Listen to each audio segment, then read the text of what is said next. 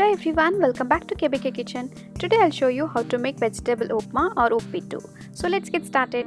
To make this recipe, here I have taken 1 cup of rava, which is also known as Suji or semolina, 1 large size onion finely chopped, 1 large size tomato finely chopped, half a cup of fresh peas, half a cup of beans, around 4 to 5 green chilies, half a tablespoon of mustard seeds, half a tablespoon of urad dal, around 7 to 8 cashew nuts, some coriander leaves for garnishing, salt as required, 1 sprig of curry leaves, half a tablespoon of ginger garlic paste and 4 tablespoons of oil.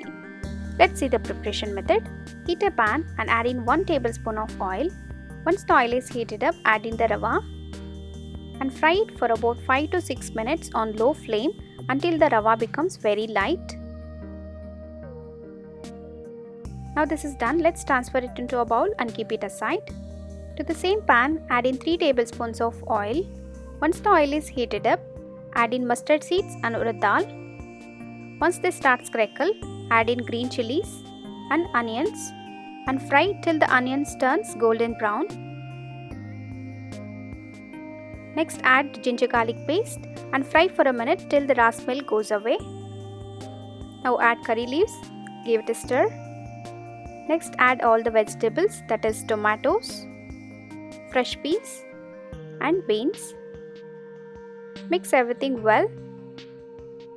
Cover the lid and cook for 5 minutes on medium flame and stir in between.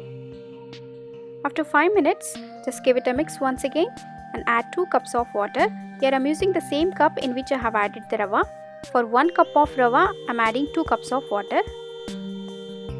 And add 1 tablespoon of salt or as per your taste. Mix it well and taste the salt. If needed, add some more and bring it to boil. When water begins to boil, adjust the flame to low heat and pour the rava in the slow stream with one hand and constantly stir it in the water with the other hand like this.